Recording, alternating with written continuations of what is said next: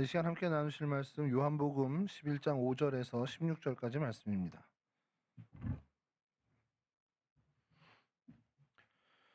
요한복음 11장 5절에서 16절까지 말씀 저랑 한 절씩 교독하도록 하겠습니다.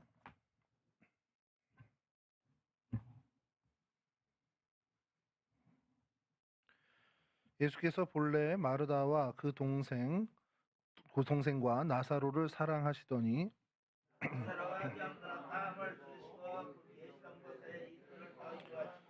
그 후에 제자들에게 이르시되 유대로 다시 가자 하시니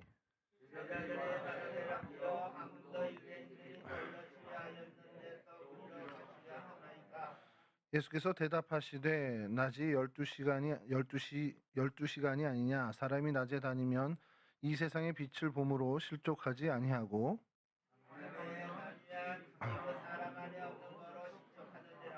이 말씀을 하신 후에 또 이르시되 우리 친구 나사로가 잠들었도다. 그러나 내가 깨우러 가노라.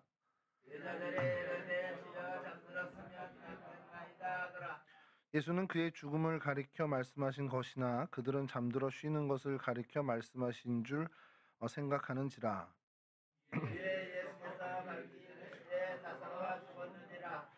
내가 거기 있지 아니한 것을 너희를 위하여 기뻐하노니 이는 너희로 믿게 하려 함이라. 그러나 그에게로 가자 하시니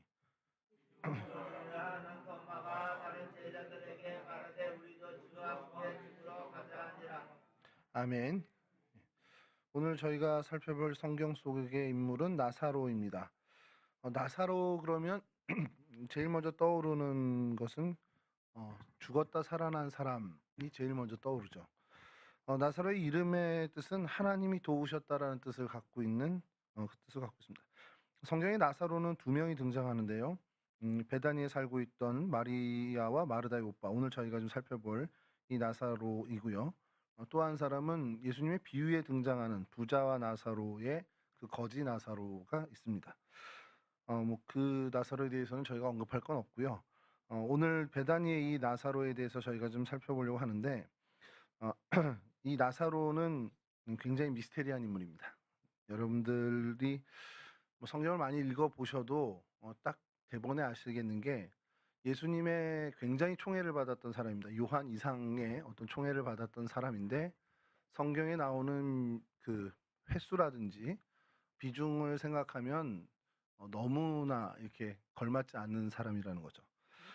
예수님에 대해서 이 나사로에 대해서 성경에서 얘기하는 거는 마르다 마리아와의 가족인 그들의 오빠였다라는 것 외에 어느 배경을 갖고 있는지, 어떤 집안의 사람인지, 뭐 어떤 그의 행적에 대해서 하나라도 좀 이렇게 제대로 돼 있는 것이 하나도 없습니다. 그러니까 이거를 굉장히 급진적인 신학 그 성경학자들 어떻게까지 얘기하냐면 그 예수님의 사랑을 받았던 그룹들이 있었다는 거예요. 공생의 당시에 이 나사로를 비롯해서 제자들 그룹이 있고 또 초대교회의 어떤 그 그룹들이 있는데 그 어떤 그 파벌 싸움에서 완전히 밀려서 그 역사의 주인공이 되지 못했다라고까지 이야기하는 그런 성경학자들도 있습니다. 뭐 사실은 전혀 근거 없는 얘기는 아닐 수 있는데요. 성경에 있는 이야기 중에 마태, 마가, 누가, 요한복음에서 사실 이 나사로의 죽음 그리고 그 소생의 사건은 오직 요한복음에만 기록이 돼 있는 거죠. 성경학자들이 이 부분에 대해서 많은 의문을 갖고 연구를 했는데 좀 여러 가지 연구에 대해서 좀 살펴보던 중에 저도 좀 한 가지 좀 주목하게 된 것이 이건 정설이 아니라 이제 전승과 가설을 다 섞어 놓은 어떤 추정인데요. 신학자들의 추정인데 어 제자들의 대부분 제자들의 다수의 수가 갈릴리 출신입니다.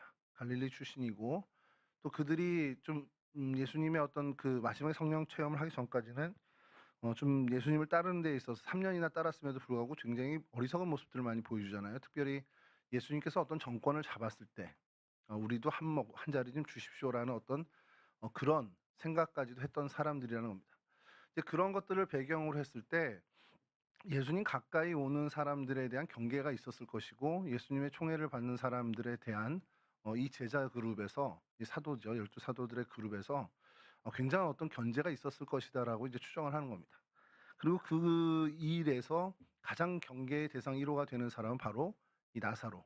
더더군다나 이 놀라운 체험을 했기 때문에 놀라운 어떤 사건에 예수님의 어떤 능력의 행사신, 예수님의 이적의 최정점의 어떤 증인이고 또 어떤 말 그대로 그 자체가 증거가 되는 나사로이기 때문에 제자들의 견제가 상당히 심했을 것이라는 것을 이제 이야기하는 것이죠. 그래서 그 나사로가 이 제자들의 견제에 의해서 예수님 가까이 오는 어떤 일들에 대해서 어떻게 보면 좀 어렵지 않았겠냐라는 것을 이제 추정하면서 그 근거로 내세운 것이 이 이후에 예수님의 순환과 그러니까 예수님의 고난과 부활 이후에 실제로 성경에만이 아니라 실제로 예수님의 주변에 이 나사로와 이 두 자매가 전혀 보이지 않는다라는 겁니다. 뭐 순교한 거 아니냐 이런 뭐 설도 있는데 그건 아닌 것 같고요.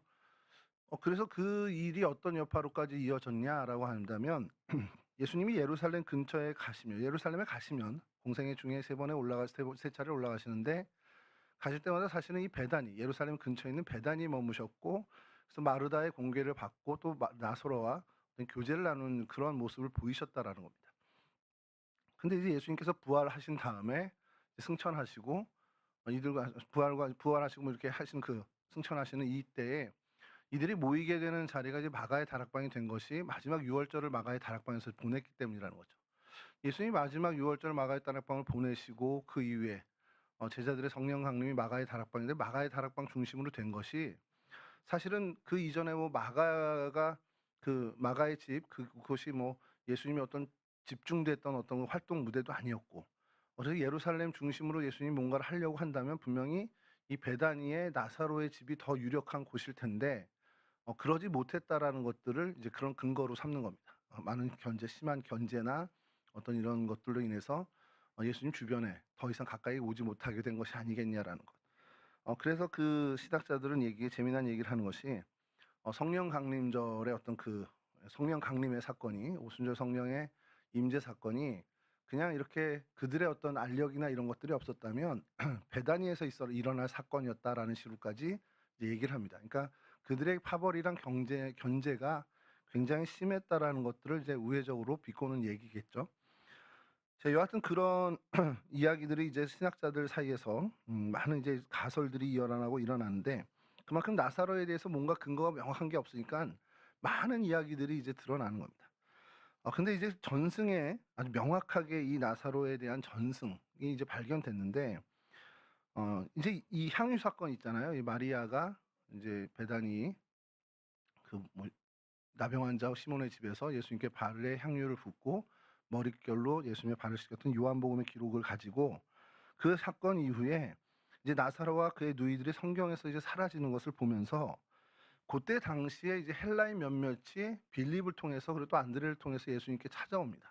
근데 그게 어떻게 전승에서 나타나냐면 예루살렘에 들어가면 예수님께서 많은 해악을 당할 거니까 그것을 방지하기 위해서 이 그리스 사람들, 이 헬라 사람들이 예수님에게 와서 예수님의 망명을 이제 권유했다라는 전승이 이제 등장을 합니다.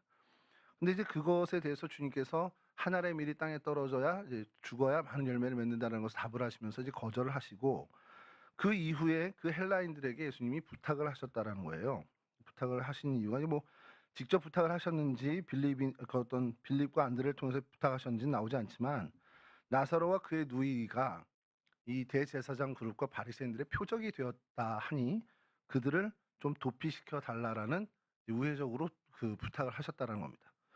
그래서 그 전승은 이들을 루그두눔 지역으로 피신을 시켰다라고까지 나온답니다. 루그두눔이 뭐냐 그랬더니 지금 프랑스 리옹의 옛날 이름이랍니다.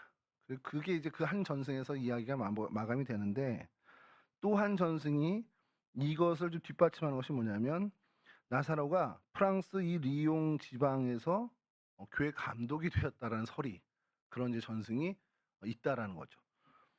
그래서 그렇게 그 시점에 예수님의 곁을 떠나게 된 이 세 남매 그리고 유럽 지역의 어떤 복음에 굉장히 쓰임을 받는 사람들이 되었다라는 것으로 이제 전승이 이제 있다라고 이야기하면서 그게 그러니까 이제 어떻게 보면 말하기 좋아하는 신학자들이죠. 이게 자의에서 갔겠냐라는 거죠. 오히려 예수님 곁에 남아 있었어야 하는데 이 갈릴리 당이라고 거기서 표현을 하는데 이 갈릴리 사람들의 어떤 그 알력, 그 세력 다툼 때문에 어떻게 보면 이 권력의 어떤 그 층에서 밀려난 거 아니냐 이렇게 이제 해석을 하는 경우도 있습니다. 여하튼 이 나사로에 대한 이야기는요. 그 성경에 많지 않으니까 이제 제가 볼 때는 그래요. 성경에 명확하게 이야기가 딱 매침이 되고 마침표가 찍힌 사람에 대해서는 뭐 더 논란이 없습니다. 근데 이처럼 굉장히 뭔가 중요한 인물은 맞는 것 같고 예수님께서 사랑하셨다라는 성경의 정확한 표현도 있고 근데 그 이후에 어떤 그에 걸맞는 행적이라든지 비중이 안 보인다면 사람들은 이제 그것을 상상력을 동원해서 많은 것을 이제 하기 좋게 되는 꺼리가 되는 그런 사람이라는 것이죠. 이 사실은 예수님을 죽이겠다. 그러니까 예수님의 그 고난, 그 순환의 어떤 그 기폭제가 된 것이 사실은 이 오늘 저희가 읽은 이 사건 이후에 나사로의 소생입니다. 나사로가 죽은 자 가운데서 살아난 것, 그것이 사실은 예수님이 어떻게든 저 가만둬서는 안 되겠다. 저 예수라는 사람을 죽여야겠다라는 기폭제 역할을 한 사건이 됐고요. 그로 인해서 나사로 역시도 죽음의 어떤 위협을 받게 되는 일이 성경에서 명확하게 이야기가 되고 있습니다. 그러니까 사실은 아이러니한 거죠. 나사로가 죽었다 살아난 것 때문에 많은 사람들이 예수님을 따르게 됐고 믿게 됐고 또 예루살렘 입성을 할 때 많은 사람들이 종려나무 가지를 들고 호산나 외쳤던 그 일에 가장 결정적인 역할을 했던 사건이라고 성경에서 평가를 받고 있는데 그 일로 인해서 나사로는 쓸쓸히 어떻게 보면 성경 무대에서 퇴장을 해야 되는 그런 일이 있다라는 것이죠. 이 부분에 대해서 저희가 참 어떻게 보면 교훈을 좀 얻어야 되는 부분이긴 한데 오늘 저희가 그래서 이 주님께서 사랑하셨던 사람, 예수님이 사랑하셨던 이 나사로에 대해서 저희가 좀 살펴보면서요. 그의 어떤 모습도 모습이지만 그의 주변의 상황들, 그리고 여건들 이런 것들을 살피면서 저희가 좀 교훈을 얻었으면 합니다. 먼저 이 나사로를 이야기할 때 가장 특징적으로 우리가 기술할 수 있는 것은 이 사람은 예수님의 사랑을 받은 사람, 그러니까 예수님이 사랑하는 사람이었다라는 겁니다. 여러분 사람이 살아가면서 중요한 것이 많죠. 먹고 사는 것도 중요하고 뭐 의식주 문제도 중요한데 사람과 사람 사이에서 제일 중요한 게 뭘까라고 생각을 한다면 결국 사람이 살아갈 때 사랑의 관계가 얼만큼 깊고 얼만큼 더 넓은가가 굉장히 중요하다라는 겁니다. 사랑을 받고 사는 사람과 사랑을 받지 못하고 사는 사람의 삶의 질은 차이가 날 수밖에 없습니다.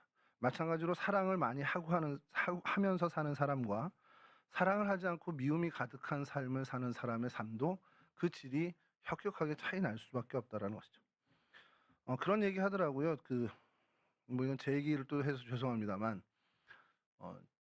제 모습을 보면서 딱 보면 알겠네 그러더라고요. 어느 분이. 그래서 왜요? 그랬더니 남편들은 얼굴을 보면 사랑을 받고 사는지 사랑을 못 받고 사는지 알아 이러더라고요. 그래서 저는 어떤데? 그랬더니 노 코멘트 그러시더라고요. 제가 거울 보면서 생각을 했죠. 이게 사랑을 받는 얼굴일까? 사랑을 못 받는 얼굴일까? 그건 잘 모르겠는데 제가 거울 보면서 확실하게 한 건 하나는 알겠더라고요. 관리를 받고 있는 얼굴은 아니구나. 이제 그거는 알겠는데 어제 저희 전대중 원사님 때 거기 가서 이제 사진을 우연찮게 또 찍게 됐습니다. 찍은 사진을 이제 이렇게 확인하는 모니터에 제 얼굴이 딱 비쳤는데 깜짝 놀랐어요. 그래서 결단을 했습니다. 살 빼야 되는구나. 인상을 바꿔야 되는구나. 관리를 받아야겠구나. 굉장히 그 충격을 받는데 근데 옆에 있던 이경환 원사님이 어떤 한 분의 예를 들어주시는데 저 들으라고 하는 소리 같은 게 여기 어느 우리 동네 애기 엄마가 사진 찍고 와서 그 사진 확인하니 그날부터 다이어트를 했어요. 그러더니 성공했어요 이러시더라고요. 그래서 들으라고 하시는 말씀이구나. 저는 이제 결단을 촉구하는 말로 들었습니다. 사랑을 받고 사는 사람은요. 그 외모부터 인상부터가 바뀌는 건 정말 맞습니다. 관리받는 사람들도 바뀌게 되겠지만 근본적으로 사랑을 받는 사람, 가족들의 사랑을 받고 지인들의 지지를 받고 응원을 받는 사람은 그 얼굴부터가 그 어떤 행동부터가 다 달라질 수밖에 없다라는 것이죠. 여러분 실제로 이거는 조사에서 나온 건데 남편으로부터 학대를 받는 아내들이 그냥 몸이 망가지고 하는 것부터가 아니라 정신적으로도 뭐 안 좋은 건 알고 있지만 정말 그 실제 인상이 바뀐다는 겁니다. 뭐 얼굴에 흉터가 생겨서가 아니라 실제 그 안색이 바뀐다라는 거죠. 그런데 그건 당연한 거라는 생각이 좀 들어요. 그러니까 사랑을 받느냐 아니냐 이게 굉장히 중요한데 여러분 사람의 사랑을 받아도 사람이 이렇게 바뀔 수 있는데 나사로는 예수님의 사랑을 받았던 사람이라고 성경에서 아주 명확하게 이렇게 기술을 하고 있습니다. 몇 안 되잖아요. 뭐 다윗도 하나님 사랑하시고 막 성경에 인물들이 있지만 신약에 와서 예수님께서 사랑하시던 뭐 요한이나 이런 사람들처럼 나사로도 예수님께서 사랑하시던 자. 오늘 3절에서도 그렇지만 사랑하시는 자가 병들었나이다. 이 표현처럼 예수님의 사랑을 받았다라는 것이 너무도 명확하게 있는 사람이 나사로입니다. 사람들의 사랑을 받고 지지를 받는 그 사람도 그 인색, 정말 안색조차도 바뀌어지는 영향을 받는다면 예수님의 사랑을 받는 사람이었으면 어떻겠는지를 우리는 충분히 상상할 수 있겠죠. 근데 나사로뿐만 아니죠. 요한복음 11장 5절에 보면 예수께서 본래 마르다와 그 동생과 나사로를 사랑하시더니 해서 그 가족을 다 사랑하고, 그 언제부터인지 모르지만 처음부터 애초에 그들을 사랑하고 축복하고 관심 갖고 아꼈었다라는 겁니다. 애당초 예수님의 사랑을 듬뿍 받았던 사람이 바로 나사로인데, 이 성경을 보면요, 하나님께 사랑을 받은 사람들은 사실은 그 모든 인생의 문제들이 해결되는 것을 저희가 성경에서 많이 보게 되죠. 반면에 하나님으로부터 어떤 그 사랑을 받지 못한다 혹은 미움을 받는다라면 하나님을 스스로 외면하고 하나님의 얼굴을 안 쳐다보려고 하니까 하나님을 거부하는 그 사람들이라면 사실 그 순간부터 그의 인생은 그냥 이미 심판을 받은 거라는 겁니다. 그러니까 주님과의 사랑, 하나님과의 사랑의 관계에서 주님의 사랑을 받고 있다. 이것만큼 큰 축복이 없다라는 것이고요. 나는 하나님 싫어. 나 외면을 하고 우리 쪽에서 외면하는 그 인생은 그냥 외면했으니까 나중에 어떻게 망해? 이게 아니라 그 외면한 그 자체로부터 심판을 받은 것이라는 것이 성경의 일관된 이야기입니다. 그래서 성경 공부할 때 또 성경의 인물에 대해서 좀 살펴볼 때 굉장히 중요한 포인트 중에 하나가 그가 하나님을 사랑하는 사람이냐, 하나님의 사랑을 받은 사람이냐, 아니면 그가 하나님을 외면하고 하나님을 미워하는 사람이었냐, 이것이 굉장히 중요한 포인트가 되더라는 겁니다. 잠언 22장 1절을 좀 잠깐 읽어드리면요. 많은 재물보다 명예를 택할 것이요 은이나 금보다 은총을 더욱 택할 것이라. 여기에 은총이 바로 하나님의 그 은혜, 하나님의 사랑을 이야기합니다. 그러니까 사람들이 좋아하는 재물, 명예 뭐 이런 것들이 있는데 사실은 이런 자본주의, 오늘날의 이 자본주의를 살아갈 때 사실 돈이 힘이잖아요. 그러니까 이것을 뭐 싫어하는 사람은 없을 겁니다. 근데 이 싫어하는 사람 없고 그것이 되게 우선순위가 되고 우리의 인생의 목적처럼 보이긴 하지만 성경에서 이 시대를 살아가는 저희들에게 정말 끊임없이 외치는 것이 은, 금, 뭐 재물 이런 것보다 은총을 좀 사모해라. 은총을 우선순위에 둬라라고 계속해서 우리에게 이야기합니다. 왜냐하면 성경에 우리가 인물을 쭉 살펴보면서도 우리가 결론을 낸 거지만 하나님의 사랑, 하나님의 은총을 입은 사람과 세상에서 정말 은금과 많은 것을 보유하고 살아간 사람의 삶은 아예 비교 자체를 할 수 없는 혁혁한 차이가 있다라는 겁니다. 그 진짜 행복이 어딨냐? 그건 하나님의 은총에 있다라는 것을 계속해서 성경은 우리에게 이야기하는 것이죠. 물질보다 중요한 것이 있다. 정말 정말 누누이 말씀하고 있는 것. 그 가장 중요한 그 정점에 있는 게 뭐냐? 바로 하나님의 은혜, 하나님의 사랑이다라는 것이죠. 여러분, 그럼 하나님의 사랑을 받으면 그럼 물질도 많이 늘어나고 명예도 올라가고 건강해지고 자식 문제도 다 우리 고민할 거 없다 이렇게 되는 메시지를 얘기하는 겁니까? 저한테 얘기할 수 있겠지만 성경은 그걸 얘기하는 게 아닙니다. 하나님 사랑 많이 받으면 다 잘 될 거야. 물론 이제 다 잘 되는 건 맞아요. 진정한 의미에서 다 잘 되는 건 맞는데 우리가 얼핏 기대하는 1차원적으로 기대하는 그럼 돈이 많아져요? 그럼 병원 갈 일 없이 건강해져요? 그건 아니라는 겁니다. 이 뒤에 얘기할 거지만 미리 좀 말씀드리면 나사로는 하나님의 사랑을 받았다. 그러니까 주님의 사랑을 받는 사람이다라는 게 성경에서 누구보다도 명확하게 확실하게 기록된 사람이죠. 근데 그가 죽을 병에 걸렸습니다. 이게 엄청난 아이러니입니다. 이게 우리가 어떤 기복신앙에 갇혀 있거나 1차원적인 신앙에 갇혀 있을 때 이 나사로의 기사를 읽으면 살아났네에 초점을 맞추다 보니까 마음이 이게 용인이 되는 거죠. 1차원적인 생각과 우리가 기복적인 신앙을 갖고 그 관점에서 본다면 아니 주님의 사랑을 받았는데 왜 죽을 병에 걸려? 이게 말이 안 되는 거거든요.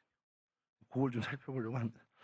여하튼 나사로에 있어서 가장 큰 장점, 나사로의 정말 뭐 다 필요 없고 나사로 뭐가 그렇게 특출한 거야? 여기를 물어본다면 예수님께서 애당초 사랑한 사람이라는 거.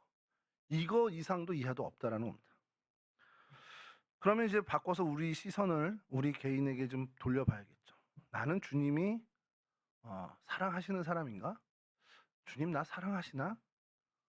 아니면 나 하나님 눈밖에 난 사람인가? 이거를 좀 생각해 볼 필요가 있다라는데, 여러분 하나님이 나를 좀 사랑하고 계신가? 이거 굉장히 고민하면서 사시는 분들 제 주변에 좀 많이 있어요. 하나님 나 사랑하시는 거 맞나? 하나님 나 사랑 안 하는 것 같아. 이런 얘기들도 종종 하고, 뭐 불평일지 모르지만 그렇게 얘기하는 사람들이 있는데, 그 전에 앞서서 얘기한 건 뭐냐면, 그러면 정말 나는 하나님 사랑하면서 하는 사람 맞나? 이걸 먼저 고민해 봐야 되겠다는 거예요. 저는 나사로가 예수님의 사랑을 받은 사람이라는 성경의 명확한 기록은, 주님께서 나사로를 사랑하신 그것도 있지만 나사로가 참 주님을 사랑한 사람이었나 보다라는 생각이 드는 겁니다. 주님을 정말 얼만큼 탁월하게 사랑했길래 주님께서 내가 사랑하는 자다, 예수님이 사랑하는 사람이다라는 걸 이 성경의 기록을 남겨서 이 몇천 년 뒤에 우리에게까지도 이렇게 보여주고 계신가. 이제 그런 것을 좀 보게 되는 거죠. 그럼 세상 사람들은요, 예쁘고 똑똑한 사람을 주목하고 그 사람을 가까이 두려고 하고 심지어 그런 사람을 사랑합니다. 그러면서 이제 그 설교 준비하다가 예전에 한번 제가 전에 교회에서도 얘기했었는데, 그냥 이제 제 얘기니까 씁쓸하지만 한 것이, 저희 어머니가 어느 날 저한테 하신 얘기예요. 어디서 이제 교회에서 이제 권사님들하고 얘기하시다 듣고 오셨는데 저한테 딱 얘기하시는데, 이것도 나 들으라고 하는 얘기구나. 전 요즘에 저 들으라고 하는 얘기를 많이 듣는데, 야, 똑똑한 아들은 나라가 가져간대. 무슨 말씀인지 아시죠? 나라에서 그를 사용한다는 거예요. 돈 잘 버는 아들은 사돈이 가져간대. 가만히 보니까 저희 형을 얘기하는 것 같기도 하고. 그러면서 뭐라 그러시면 마지막에, 아무것도 볼 것 없는 아들은 내 아들이다. 그래서 나 엄마 아들 맞아.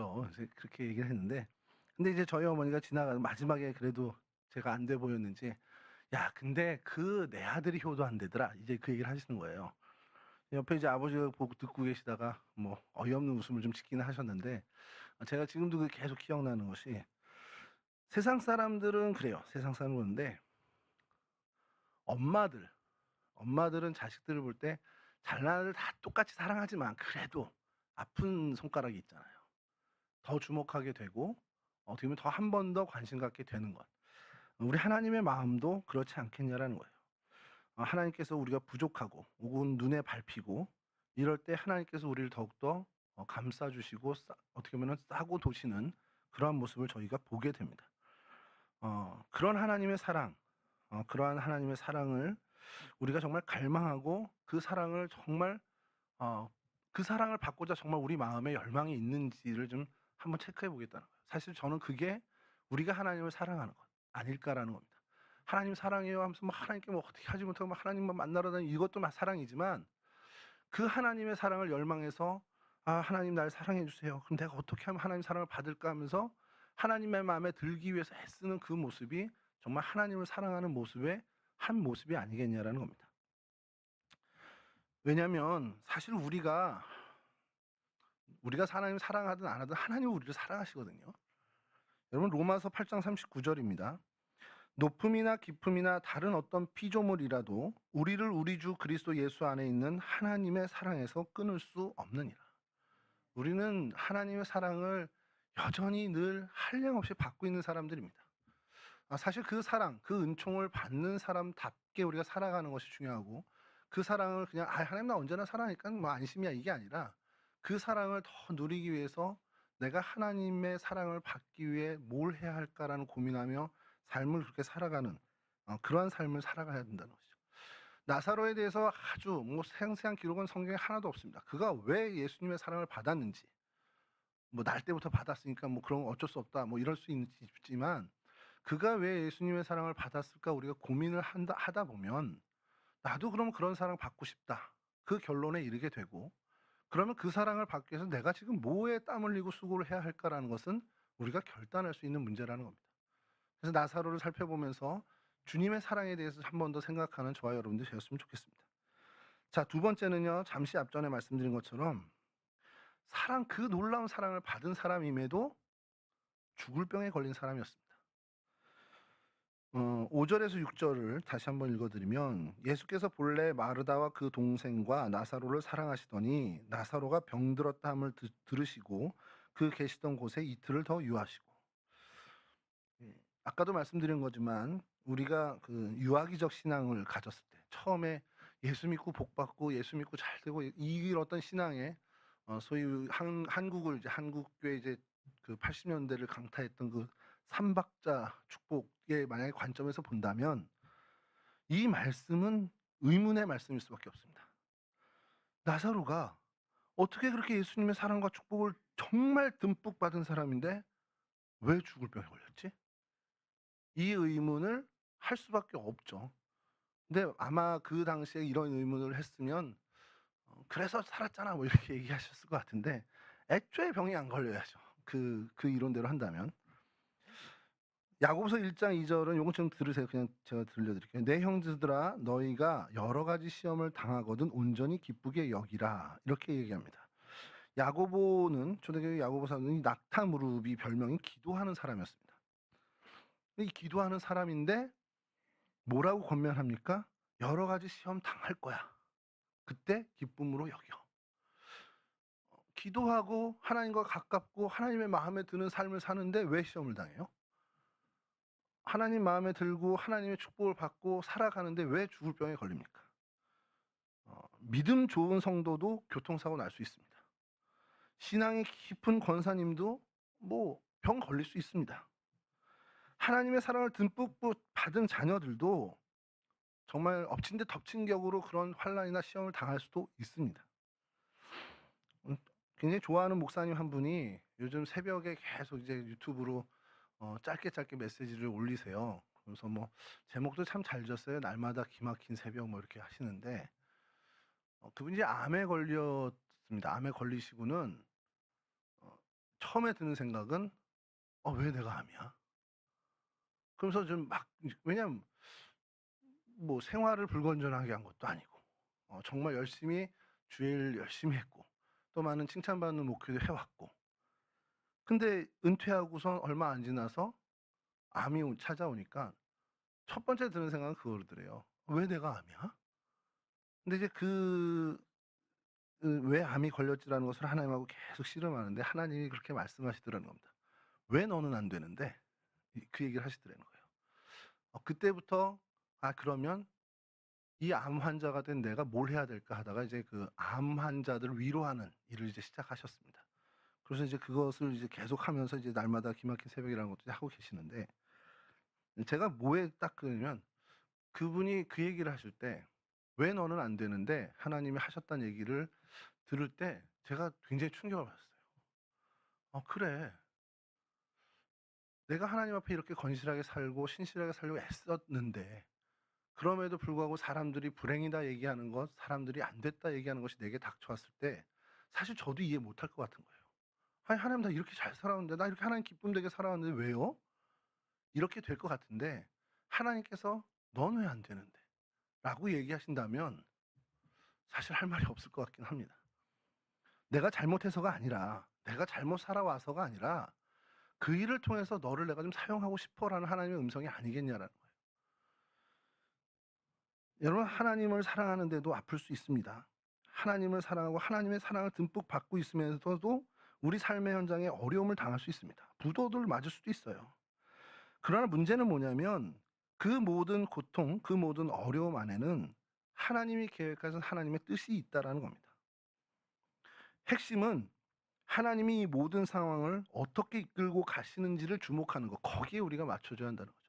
하나님께서 나의 몸을, 나의 건강을 이렇게 악화시켰어? 그럼 하나님 나를 이 건강을 어떻게 이끌고 가시려고 하시지?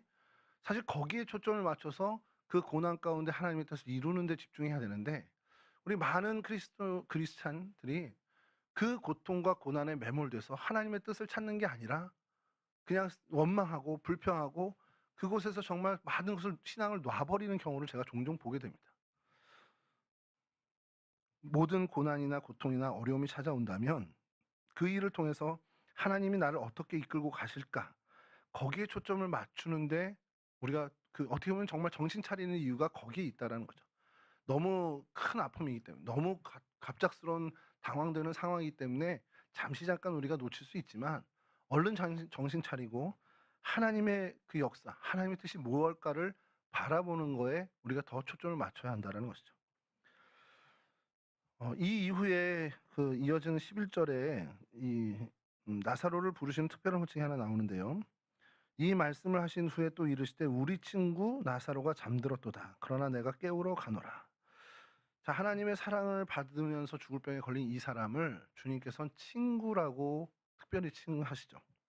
뭐 아무나 친구라고 부르시는 것이 아니라 어떻게 보면 주님과 정말 어떤 그런 교감들을 가질 수 있는 그런 사람에게 이제 친구라고 주님께서 이야기하시는데, 자주 신방 가시고 오랫동안 사귐을 가진 사람이었던 것도 같고, 그래서 본래부터 어떻게 보면 가까이 지냈기 때문에 친구가 된 걸 수도 있다라고 보지만, 어쨌든 그 집 여인들까지도 사랑한다는 그 모든 것을 보면 그냥 정말 주님과 어떻게 보면 그 생각을 같이 하는 사람들, 어떤 같은 방향을 걸어가던 사람들이었다는 것을 저희가 알게 되죠. 그런데 그가 죽을 병에 걸렸다라는 것. 예수님의 친구인데 예수님의 사랑을 받은 사람인데 죽을 병에 걸렸다. 제가 그러면서 그런 생각이 좀 들더라고요. 나사로가 되니까 이런 고난을 받았겠지.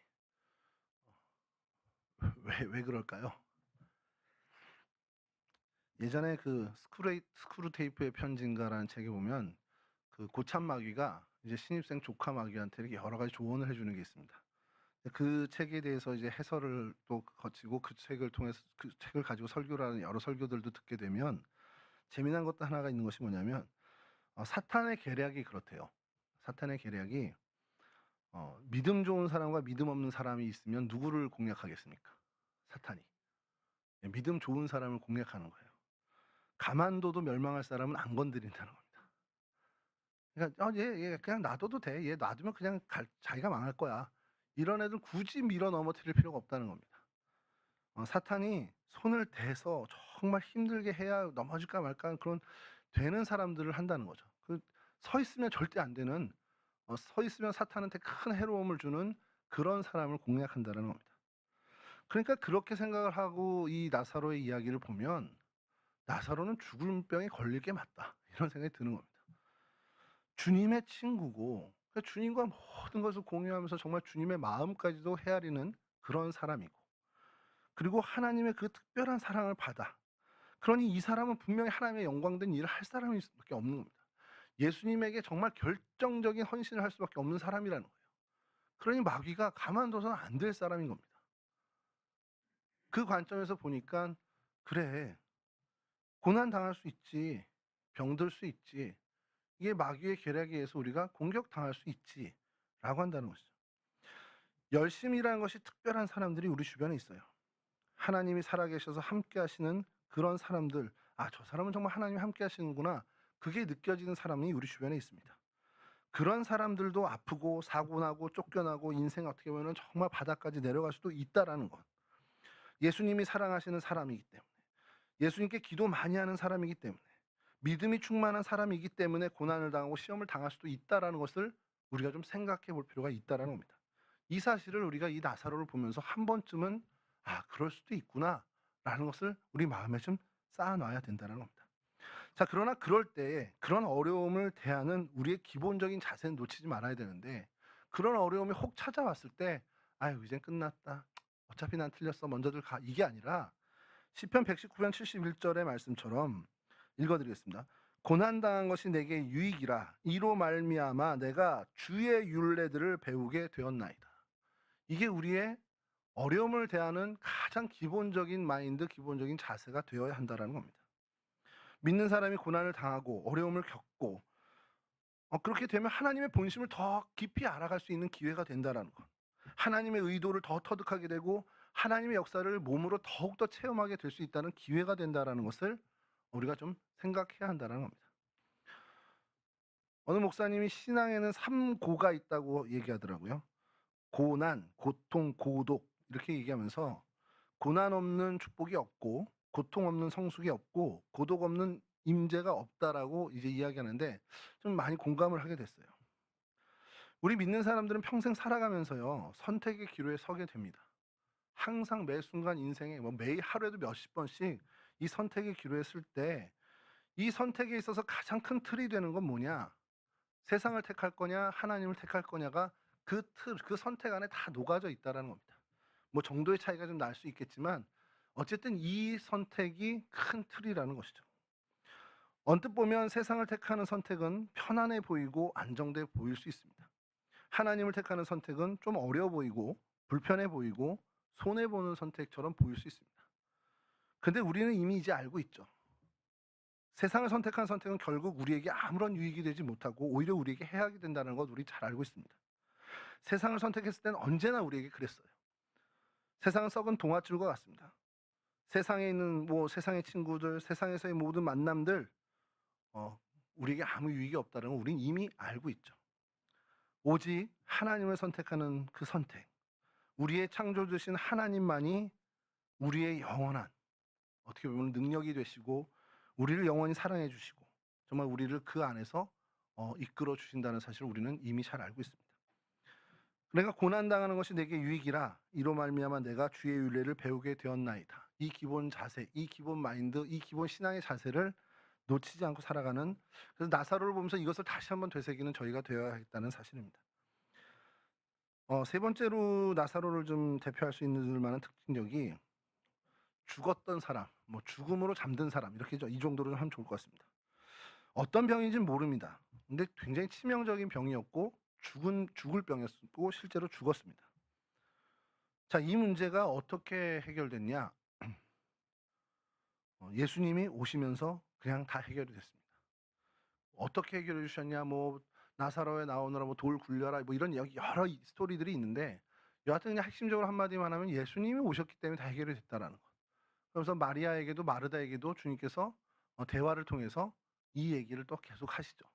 그러면서 결정적으로 얘기하는 것이 내가 부활이요 생명이라는 것 주님께서 알려주십니다. 이게 요한복음 11장이요 온통 다 나사로에 대한 이야기잖아요. 44절까지 그냥 그에 대한 이야기로 그냥 가득 찼는데, 여하튼 예수님이 나사로가 이제 죽었다는 소식을 듣고는 잠든 것이라는 오묘한 말씀을 하십니다. 사실은 잠든 게 아니고 실제로 죽은 거거든요. 근데 주님께서 왜 잠든 것이라고 할까? 주님께는 이게 잠든 것 정도밖에 안 될 수 있는 거예요. 그러니까 우리는 죽은 거지만, 우리는 정말 거기서 끝난 거지만, 주님이 계실 땐 그건 잠든 정도의 아주 미미한 일이 될 수도 있다라는 겁니다. 여러분, 이제 그래서 주님께서 이제 와서 나사로를 깨워 주시죠. 예수님이 이제 어떻게 보면 가자 하고 가서 이제 그 마리아, 마르다, 이제 먼발치에서 동네 들어가기 전에 마르다와 이제 대화를 하는데, 그리고 또 마르다에게 질문까지도 하시죠. 예수께서 이르시되 나는 부활이요 생명이니 나를 믿는 자는 죽어도 살겠고 무릇 살아서 나를 믿는 자는 영원히 죽지 아니하리니 이것을 내가 믿느냐? 이제 이 질문이 사실 여기에 핵심 질문입니다. 예수님이 생명이시고 예수님이 부활이시고, 그러니 예수님을 믿는 자는 부활과 생명에 속한 자라는 것을 너 믿니? 라는 신앙 고백을 물으시는 거예요. 요한복음에는요 헬라어로 에고 에이미라고 하는 그 문구가 많이 나옵니다. 나는 뭐다, 이렇게 되는 게 많죠. 나는 길이요, 또 나는 진리요, 나는 생명이요, 나는 부활이요, 나는 선한 목자요, 나는 포도나무요, 나는 양의 문이요, 이런 표현이 많은데, 예수님이 요한복음을 통해서 나는 뭐다 계속 얘기를 해주시고, 오늘 마르다에게도 나는 부활이고 생명이다, 너 그거 믿니? 라고 계속 물으시죠. 그러면 이 질문을 우리에게 좀 했으면 좋겠어요. 나한테는 예수님이 누군가? 나한테는 예수님이 뭐지? 이런 생각을 좀 했으면 좋겠습니다. 왜냐면 이게 우리 신앙생활에 되게 깊어지는 굉장히 중요한 그 질문이 될 수 있습니다. 우리의 신앙의 인식이 굉장히 좋아지는, 예수님이 나에게 있어서 선한 목자라는 부분이 더 커진다면 나는 그분 품에 안긴 어린 양이 되는 그런 관계가 형성되고요. 예수님께서 진리시라면, 나에게 있어서 예수님은 정말 더할 나위 없는 진리야, 그러면 우린 더 이상 진리를 찾아 헤맬 필요가 없는 아주 확고한 인생이 될 수 있다는 겁니다. 예수님이 생명이시면 이미 나는 영원한 생명을 소유한 사람이니 살아도 좋고 죽어도 좋다라는 믿음으로까지 성장할 수 있게 되는 발판이 마련된다는 것이죠. 예수님이 나는 부활이요 생명이니 이것을 네가 믿느냐? 이 물음은 뭡니까? 그 뉘앙스는 너 믿니? 그럼 믿는 그대로 너 보게 될 거야. 라는 것을 마르다에게 얘기하는 거야. 너 이거 믿어? 그래, 믿었지? 그럼 그대로 볼 거야. 이게 여러분 마가복음 10장에 맹인을 고치실 때 하셨던 말씀과도 동일합니다. 예수께서 말씀하여 이르시되 내게 무엇을 하여 주기를 원하느냐? 그러자 이제 맹인이 이르되 선생님이여 내가 보기를 원하나이다. 예수께서 이르시되 가라 네 믿음이 너를 구원하리라. 주님께서 믿는 대로 될지어다를 여러 차례 말씀하시는데 이게요 왜 그러냐? 우리 신앙생활이 그래요. 우리가 믿는 대로 믿은 대로 믿는 만큼 우리는 하나님의 역사를 누리게 됩니다. 여러분 믿지도 않는데 이게 하나님의 역사인 줄 알 수가 없어요. 믿고 있고 내가 믿기 때문에 이게 하나님의 역사라는 것을 알게 되는 거지. 절대 그런 믿음이 없는데 하나님의 역사가 다가와도 우연히 됐나 보지 이렇게밖에 안 된다라는 겁니다. 우리가 그래요. 그런 존재예요. 그래서 요한복음 오늘 4절에서 이럽니다. 예수께서 들으시고 이르시되 이 병은 죽을 병이 아니라 하나님의 영광을 위함이요 하나님의 아들이 이로 말미암아 영광을 받게 하려 함이라. 여기에 하나님의 본심이 담겨져 있다는 겁니다. 살다 보면요 엎어지고 넘어지고 병에 걸리고 실수할 수 있습니다. 근데 이게 죽을 병은 아니라는 거예요. 심각하고 복잡해서 견딜 수 없긴 하지만 이게 망할 일은 아니라는 겁니다. 나사로의 일이 그 정도의 일은 아니라는 거예요. 그러니 너 그거 믿냐라는 것을 묻으시는 거죠. 마리아와 마르다가 믿고 주님께 의지했을 때 그 놀라운 하나님의 역사를 목격하고 체험하게 된다는 겁니다. 마지막으로 좀 보면 예수님이 이 나사로에 대해서 친구로 여기시고 사랑하시고 또 어떻게 보면 죽은 잠을 자는 사람으로 이제 우리가 보는데 이 사람이 또 대단한 것 중에 하나는 예수님의 눈물을 흘리게 했던 사람이라는 거죠. 이거는 크게 우리가 다룰 일은 많지 않지만 여기서는 그 부분이 좀 중요한 것 같은 것이요. 예수님께서 이제 그 나사로를 살릴 때 나사로야 나오너라 하고 이제 묶인 것들을 다 풀러서 자유롭게 돌아다니게 놔두라고 이렇게 얘기하시는 그 장면에서 우리에게 요구하시는 게 있는데 돌을 치우라고 해요.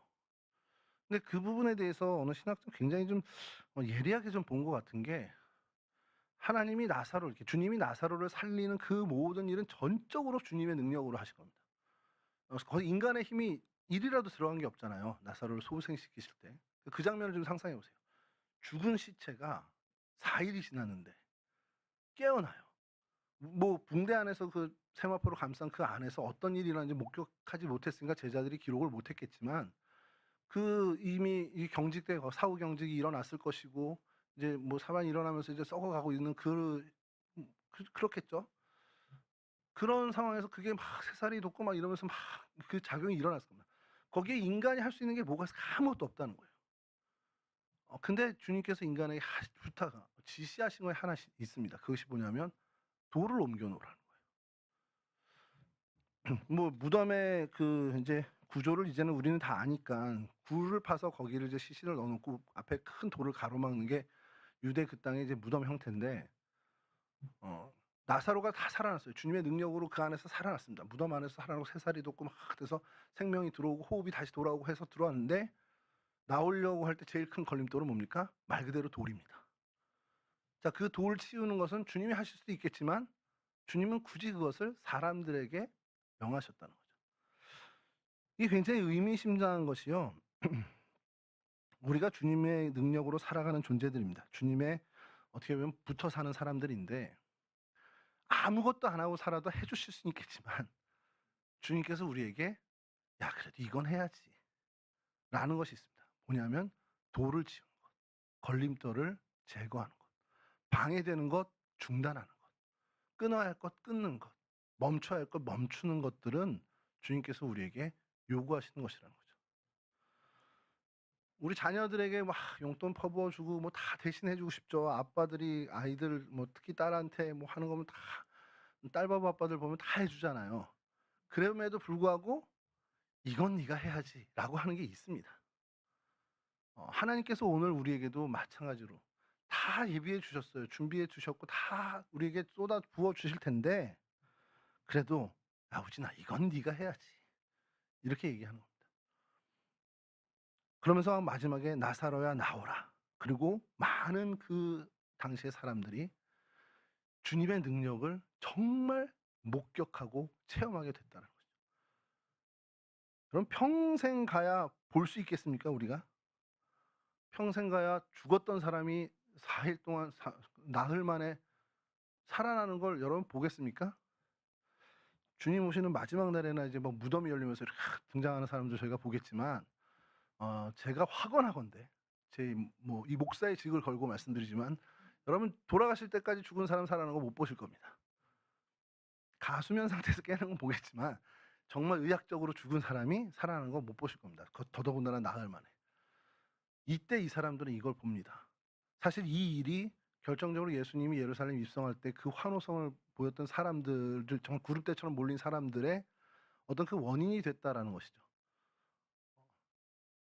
여러분, 이 놀라운 은혜, 어떻게 보면은 이 나사로를 통해서 하나님께서 하나님의 역사를, 하나님의 능력을 보여주시는 이 일에 나사로는 큰 도구가 됐죠. 죽음으로써 도구가 됐는데, 이렇게 주님께서 그나 아주 작은 것 하나라도 그래도 이건 네가 해야 되지 않겠냐 하는 그 일, 우리에게 무엇이 됐는지 모르지만 그 일에 대해서는 저희가 무한한 책임감을 갖고 그 하나님 맡겨주신 사명에 최선을 다해야 된다는 사실입니다.